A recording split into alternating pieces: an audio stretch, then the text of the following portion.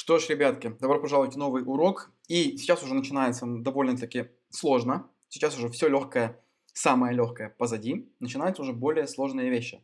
И в данном ролике мы с вами подключимся к базе данных PostgreSQL, настроим интеграцию TypeORM и создадим модели в базе данных. Для этого, чтобы установить PostgreSQL, вам нужно перейти на сайт postgresql.org и нажать кнопочку «Тут есть Download». И здесь выбрать вашу операционную систему, которой вы пользуетесь, и установить эту базу. Я не буду показывать процесс установки, там ничего сложного. Единственное, вам нужно будет запомнить, там, когда вы все это регистрируетесь, устанавливаете, там есть, вам нужно запомнить, сейчас скажу, что вам потребуется, там это вам покажут, напишут, чтобы вы записали себе где-то. DB host, DB порт, внимательно посмотрите, какой у вас там порт будет у базы, DB username, DB password и DB просто name. То есть, это уже мы создадим с вами отдельно. А вот хост, пароль, username, хост, порт, username и пароль, эти данные у вас там будут показаны, вы их себе куда-то запишите и используйте уже потом, когда мы будем подключать, нам это все потребуется. Поэтому ставим PostgreSQL и двигаемся дальше. Когда вы поставили PostgreSQL, у вас появится такая программа, как называется pgadmin 4. Это вместе с ней там с-под коробки идет, она устанавливается. Это, грубо говоря, админ-панель, да, для всего этого.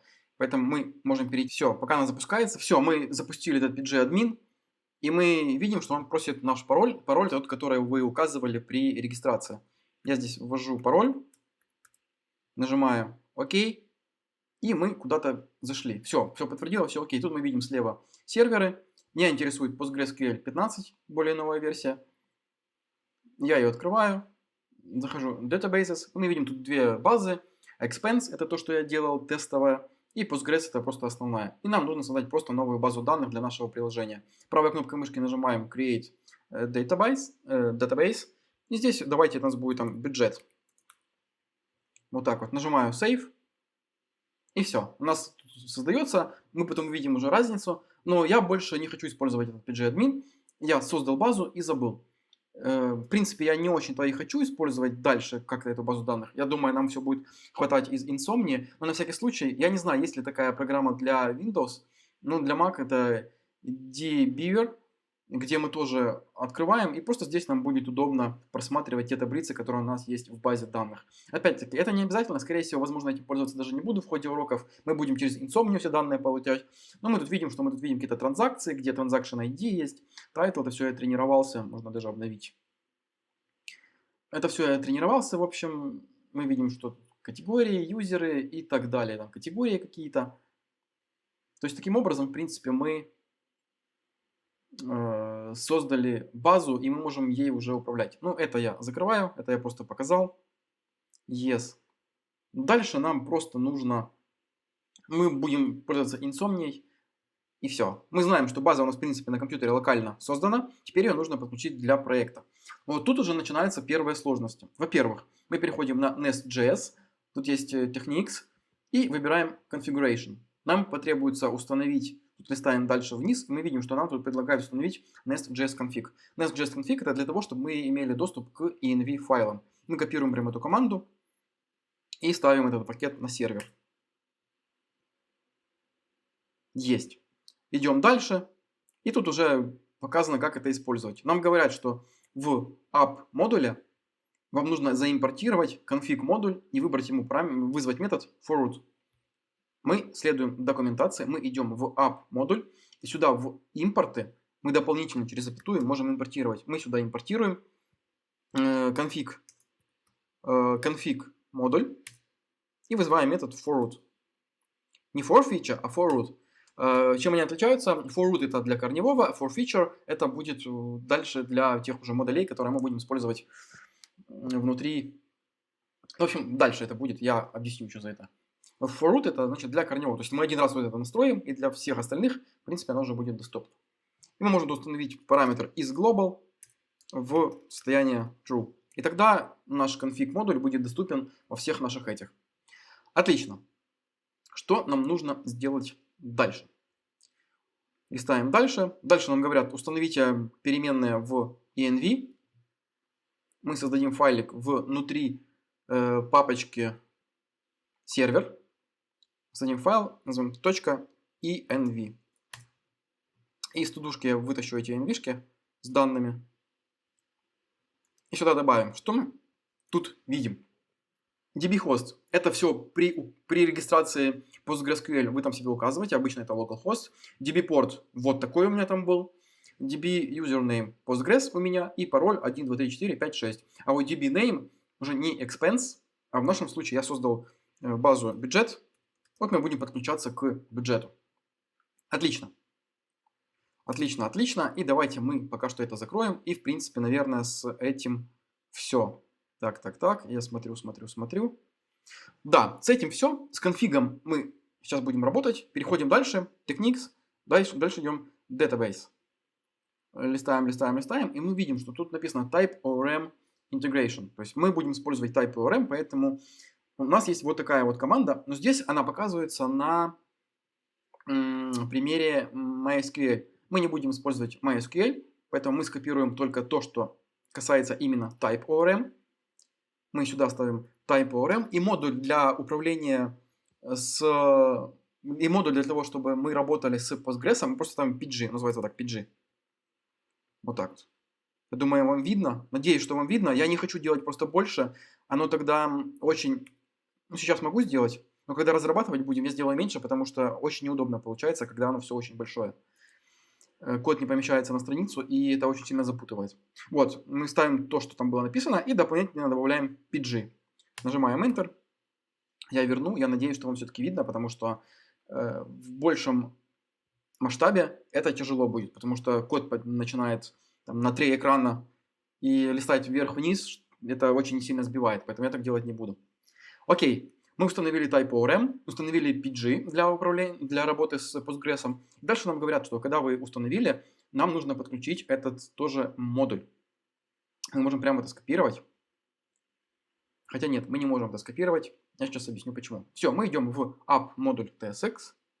Пока что ts просто. И сюда после там config модуля мы можем импортировать уже Type ORM модуль. То есть мы так пишем Type ORM модуль. Сразу видите, он подсказывает, что мы можем его вытащить из Nest.js Type ORM. И здесь выбрать метод forward async. Если здесь мы выбирали просто forward, то здесь мы выбираем forward async.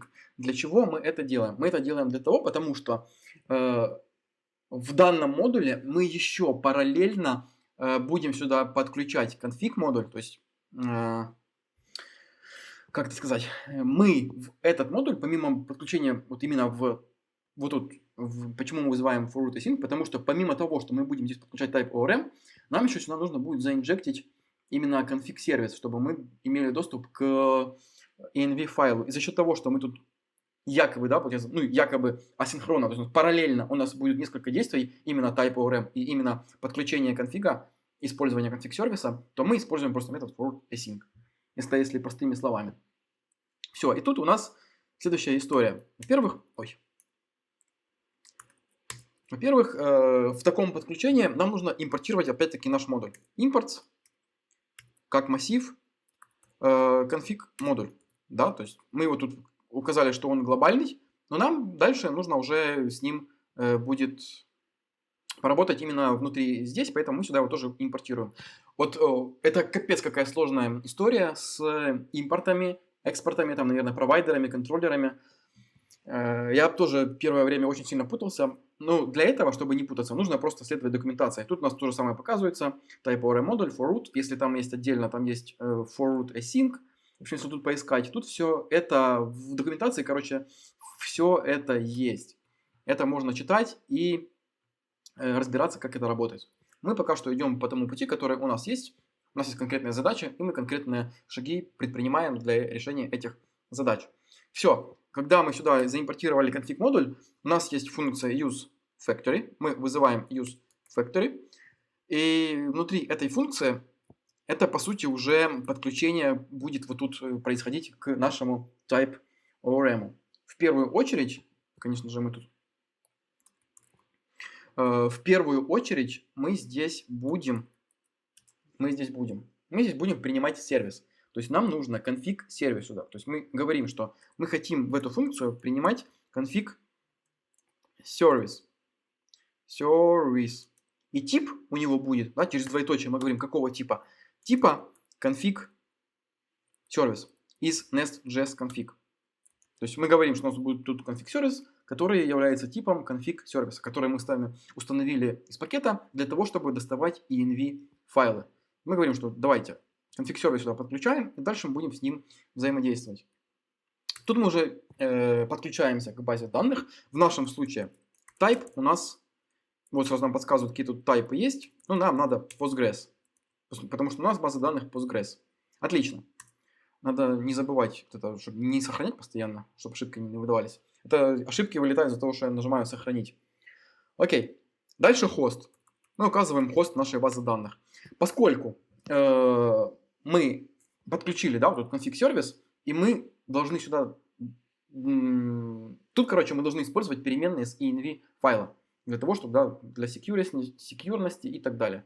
Думаю, вы сами знаете, для чего env файлы. Поэтому, чтобы получить доступ в Nest.js приложение к env, недостаточно просто, да, сделать такой процесс env там, и там что-то там db name. Тут немножко это по-другому делается. Для этого мы с вами импортировали этот config сервис. Мы вызываем config сервис, и у него есть методы get or throw. Мы называем get, и тут нам нужно указать, какую переменную мы хотим здесь подключить. Поскольку это хост, у нас в env есть db хост, я говорю, что я хочу здесь подключить db хост. Вот так. И таким образом мы получим здесь значение из переменной env db хост. Дальше у нас идет порт. И здесь та же история. Мы будем прям брать config сервис, get, просто скопирую, и здесь буду писать db порт. Так же у нас называется. Да, db порт. Отлично. Дальше у нас username. То есть прям можно вот так вот. Мы видим, что у нас просят username.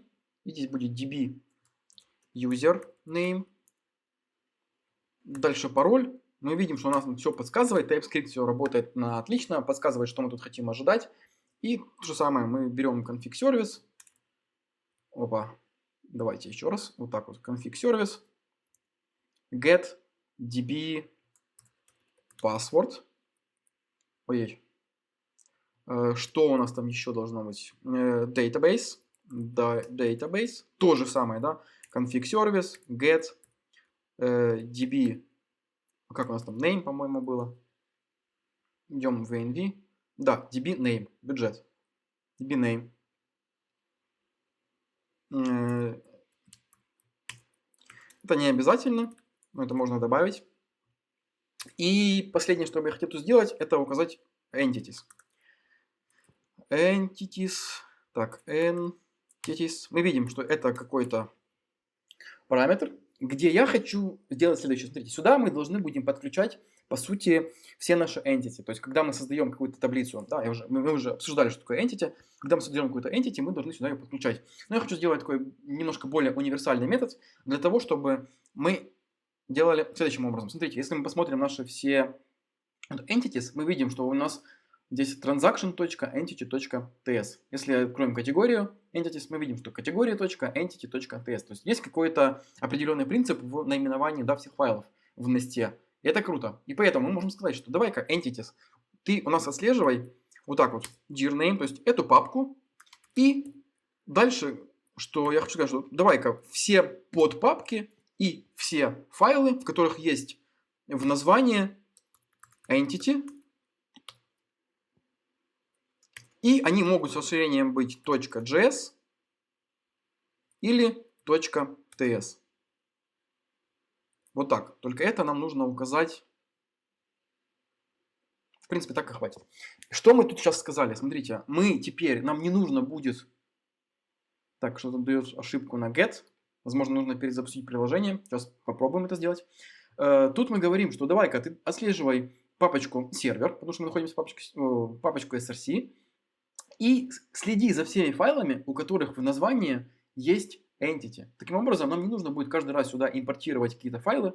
Нам просто достаточно всего лишь, когда мы создаем какую-то entity, указывать у нее user.entity.ts. То есть вот это окончание entity.ts или entity.ts, JS, оно будет само отслеживать. Давайте я сейчас перезапущу приложение. Почему-то не работает. Возможно, просто пакеты. После установки каких-то пакетов нужно было перезагрузить. Нет, не можем прочитать get. Давайте разбираться, почему не можем прочитать get.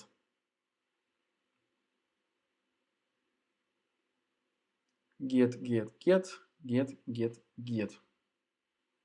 Потому что мы забыли еще заинжектить. Вот тут, когда мы импортировали config модуль, использовали useFactory, дальше мы еще должны сделать inject config service. Сохраняем. Сработало.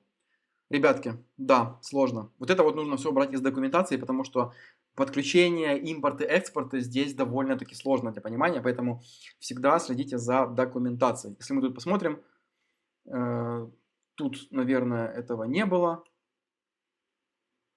Или где-то должно было быть. Ну, в общем, это, наверное, вот тут. Configuration. Inject. Ну, короче, где-то это все есть. Короче, следите за документацией. С импортами, экспортами, с подключением всего либо вот такого интересного. Нужно следить за документацией, потому что не всегда это просто. Я бы сказал, это, скорее всего, тяжело даже в некоторых случаях. Поэтому это документация и много практики. Окей, двигаемся дальше. И дальше я хочу создать все сущности, то есть все таблицы нашей базы данных. Давайте я тогда еще раз этот DB Beaver открою, чтобы мы видели, что эти сущности у нас создаются. Все, мы видим, во-первых, что у нас появилась база бюджет. Мы ее откроем. Ну, тут пока ничего нет. Но, как минимум, база уже создана. Отлично. Теперь, что я хочу по сущностям? Давайте мы начнем с юзера. User Entity.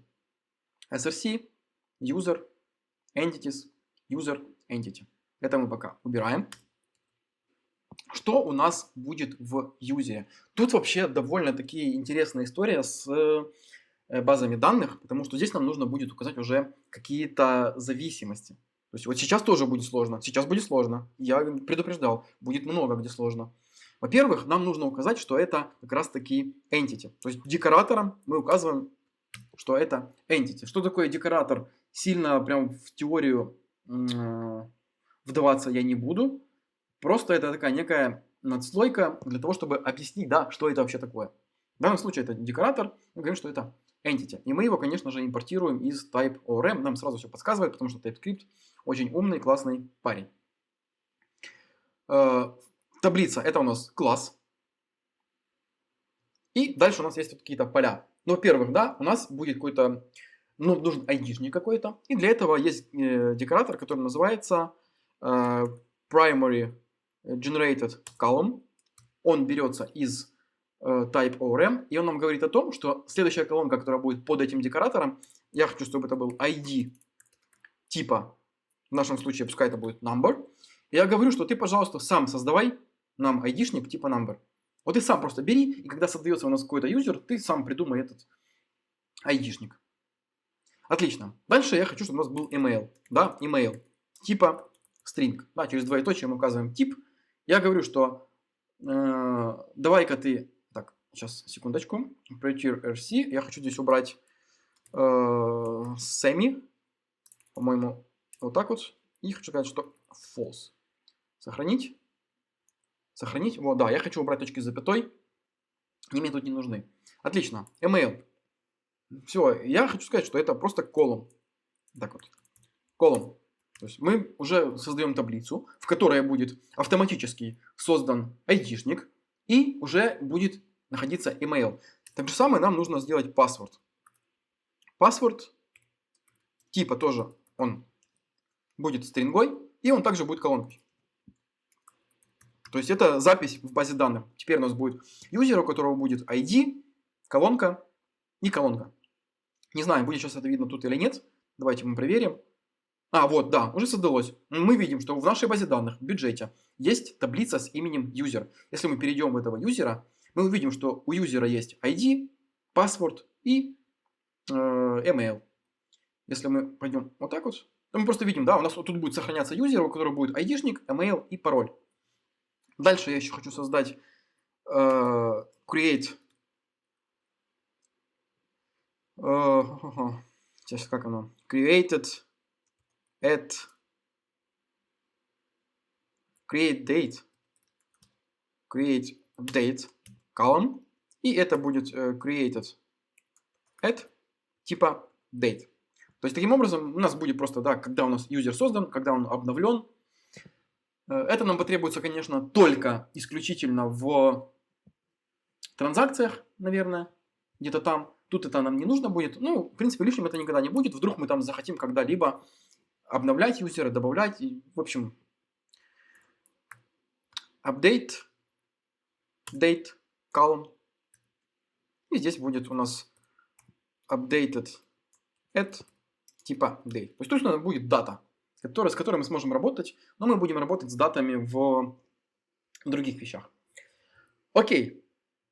На первый взгляд ничего сложного. На первый взгляд ничего сложного. Но есть такой нюанс. Смотрите, у нас у каждого юзера могут быть... Да, мы с вами создавали, да, у нас транзакции есть, то есть к каждому юзеру должна быть относиться какая-то транзакция, к каждому юзеру должны быть свои, то есть у каждого юзера свои личные категории, у каждого юзера свои личные транзакции. И давайте мы сейчас пойдем в категории, зададим entity для категорий, и мы свяжем юзера с категориями. Идем в категории entities, категории entity, и здесь, в принципе, смысл тот же самый. По факту смысл тот же самый. Мы говорим, что это у нас entity. Мы говорим, что это entity типа категории. И что нам тут нужно? Тут бы я сделал следующее.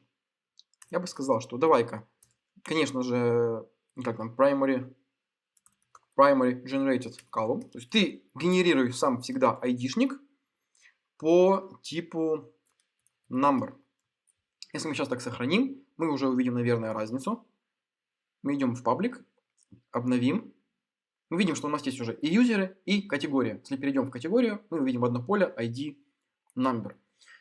Мы можем задать имя какое-то этому значению. Допустим, это имя будет доступно только, ну, то есть оно только в базе данных будет, оно просто как-то по-другому. Именно в коде мы будем все равно иметь ID-шник. А я, допустим, хочу, чтобы это в коде называлось name. Я скажу, что это вот так вот. Category ID. Сохраним. Вернемся в этот просмотр.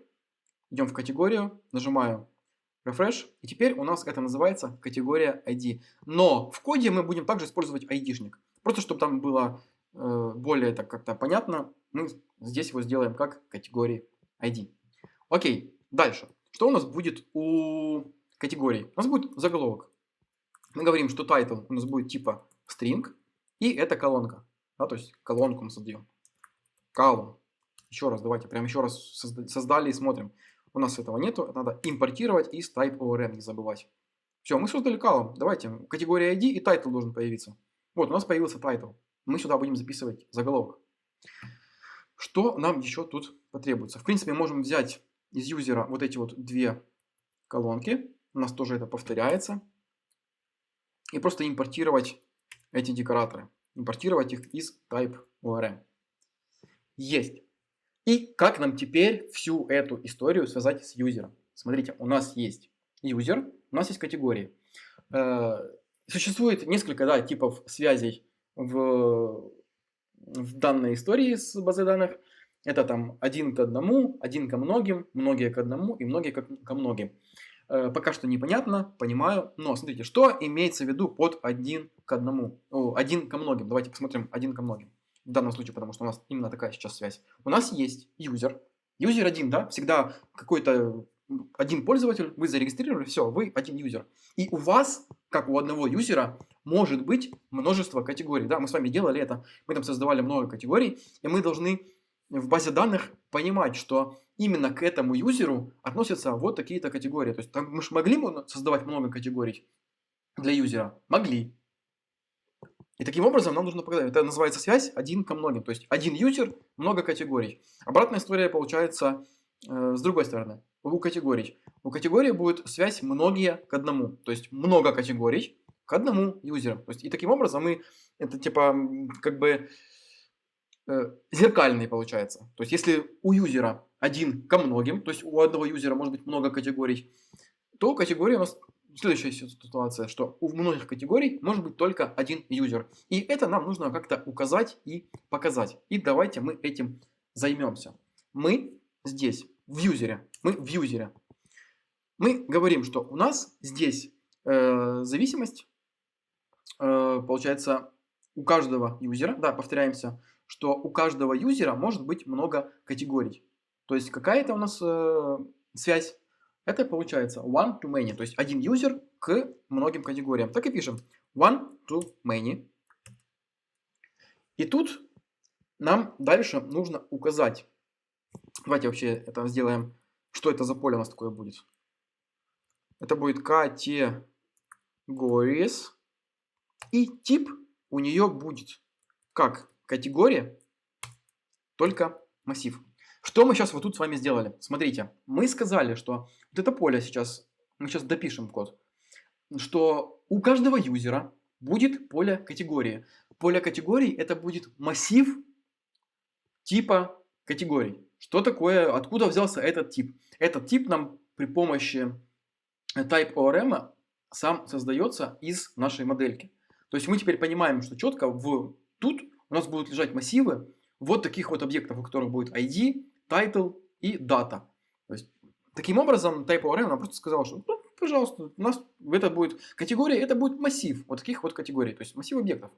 Таким образом, что мы указали здесь, если бы мы указали вот так, в таком случае это бы не работало, потому что мы говорим, что это one to many. То есть у нас здесь должен быть массив, потому что если здесь мы указываем просто один объект, это не подходит. Нам нужно сказать, что у нас массив таких объектов будет. Поэтому мы ставим здесь вот такой знак.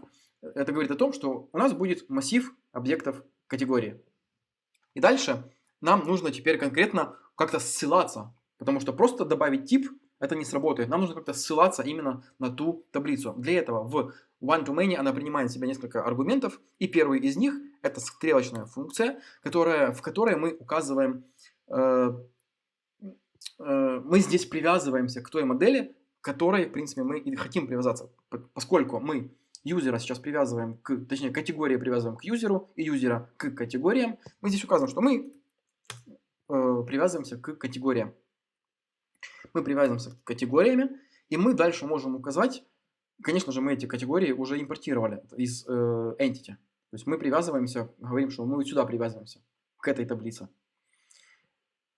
Мы сюда one-to-many, мы привязались к категориям, и конкретно я хочу ссылаться на какое-то поле. Я говорю, что вторым параметром еще одна стрелочная функция, которая принимает в себя категорию, например, так, и мы берем эту категорию, и через точку мы видим, что поскольку мы указали, к чему мы привязываемся, нам уже здесь показывают, какие поля конкретные есть у той базы. Мы видим, что там есть ID, title, updated at и created at. Но этого маловато, поэтому я еще хочу добавить сюда вот так вот column. Хотя это будет не совсем правильно. Давайте просто добавим user типа user. Мы также самое параллельно можем зеркально импортировать сюда юзера. Мы это сейчас немножко поправим, но это для того, чтобы просто вы понимали вот тут, как это работает. Теперь мы видим, что у категории еще есть юзер. И мы привязываемся к этому юзеру. Еще раз, что мы тут сказали? Мы сказали, что у каждого юзера, да, мы сейчас находимся в user entity, у каждого юзера есть массив категорий. Тип этих категорий, то есть есть какой-то массив, да, и массив этот типа массива именно этих категорий, на которые мы ссылаемся. А ссылаемся мы конкретно уже на базу данных. То есть мы ссылаемся на таблицу категорий. Мы ссылаемся вот сюда. И все эти поля, которые у нас тут есть, уже доступны вот тут. Мы понимаем, какие поля будут у тех объектов, которые будут находиться внутри этих категорий. И таким образом мы говорим, что давай-ка мы, поскольку мы сейчас привязываемся, мы юзеру привязываем все эти категории one-to-many, то есть один юзер, много категорий. И мы говорим, что мы привязываемся у той таблицы к полю user. А здесь, у этой таблицы, мы этому юзеру должны как раз таки привязаться, мы должны в категориях привязаться к этому юзеру. То есть мы создали вот эту вот, да, поле user. И здесь нам точно так же, по такому же принципу, вот так вот, ну почти так, нужно привязаться к юзеру. То есть сделать зеркально. Если тут было one to many, то в категориях мы делаем many to one. Мы делаем здесь many to one. Открываем. И что мы тут делаем? Принцип тот же самый. Стрелочная функция. Привязываемся к юзеру. Импортируем его, конечно же, из user entity. Вторая функция. Мы принимаем какого-нибудь юзера. И мы привязываемся к полю user categories. И user у нас типа user. Еще можем тут добавить join column. Я дальше покажу, что это такое. И мы говорим, что давайте мы тут заджойнимся и сделаем здесь name user ID. Что мы сейчас с вами сделали? Смотрите, если мы пойдем в... Это у нас категория. Откроем нашу базу. Обновим. И мы теперь внутри таблицы с категориями мы будем видеть категорию ID, ее заголовок, когда она создана, когда она обновлена, и ID юзера, к которому эта категория относится. То есть таким образом мы сделали связь и показали ее уже в таблице вот так вот через join column. Мы просто это вывели, и мы будем понимать, как это все будет теперь работать. И у нас будет удобная запись в базе данных. И таким образом мы с вами связали юзера и категории. Таким образом, мы с вами это все связали. Дальше там есть еще там разные параметры. Я думаю, сейчас как нам бы это сделать. Мы можем добавить сюда. Смотрите, давайте третий параметр посмотрим. Это у нас объект, где есть метод onDelete. onDelete, onUpdate и там еще какой-то третий непонятный. Что мы тут делаем? Мы здесь указываем, что будет с категориями в случае, если юзер будет удален. То есть, ну, допустим, мы удалили там юзера, что мы делаем с категорией? И у него есть разные options, и тут вот показывают, что set null, там restrict, default, cascade и так далее. Если мы укажем cascade, таким образом мы скажем, что давайте, если мы удаляем юзера, то и удаляйте тоже категории. То есть, если мы удаляем юзера, то нам эти категории уже не нужны. И вы удаляете их тоже с той базы, чтобы они нам не нужны. Все, потому что юзера удалили. Какие категории? Зачем нам хранить в базе эти данные о юзере, которого не существует? Все, мы их удалим, все. Вот так. Вот так, вот так. Что мы еще хотим сделать? Юзера и категории мы связали. У нас остается еще такая история, как транзакции.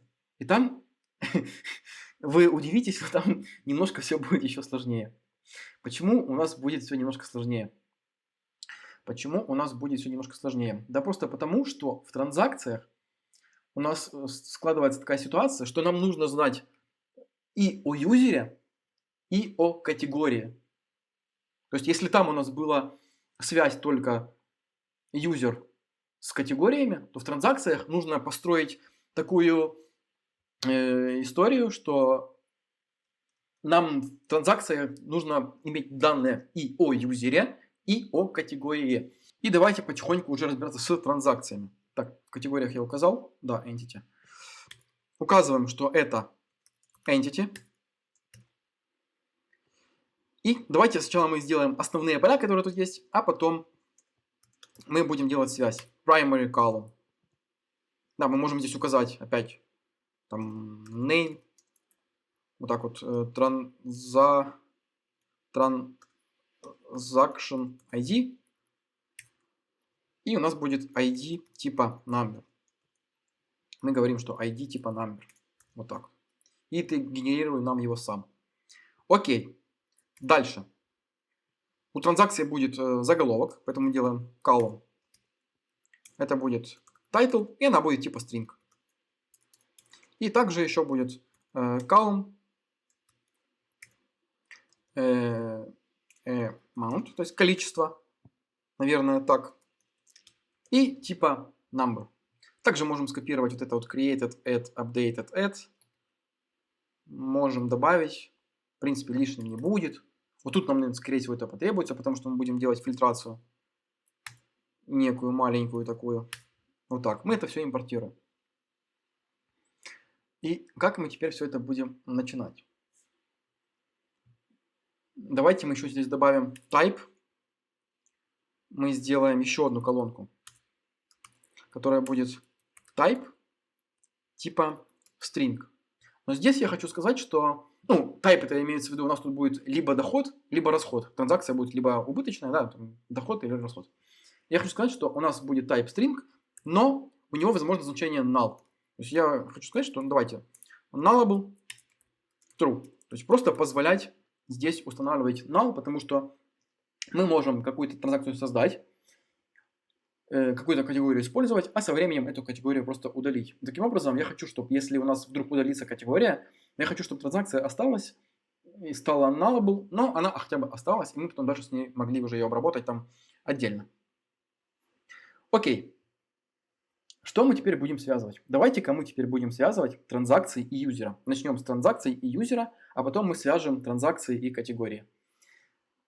То же самое. Мы идем в юзера. И внутри юзера мы говорим, что у нас... Так, мы сейчас где находимся? Мы находимся в юзере. И давайте-ка мы вот тут сделаем поле transactions. Transactions. И типа да, transaction. И это тоже массив. Потому что их может быть много, да, у нас может быть много транзакций. И мы говорим, что у нас будет поле transactions, и это массив транзакций. Дальше нам теперь нужно это связывать по тому же принципу, как мы это делали. Здесь у нас будет то же самое. Один юзер может быть и много транзакций. Поэтому мы делаем one-to-many опять. Здесь мы принимаем стрелочную функцию и говорим, что мы привязываемся к транзакциям. Вторым параметром мы получаем эту transaction и привязываемся к transaction.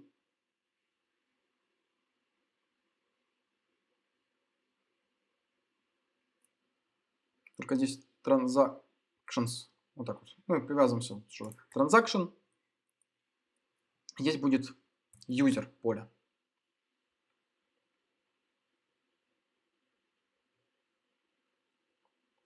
И в транзакциях мы делаем, давайте пока просто сделаем user, типа user. То есть то же самое, мы сделаем обратную связь. Вот так вот. Так, что-то у нас тут...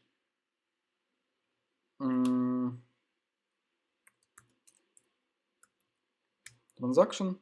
Что-то у нас тут пошло не так.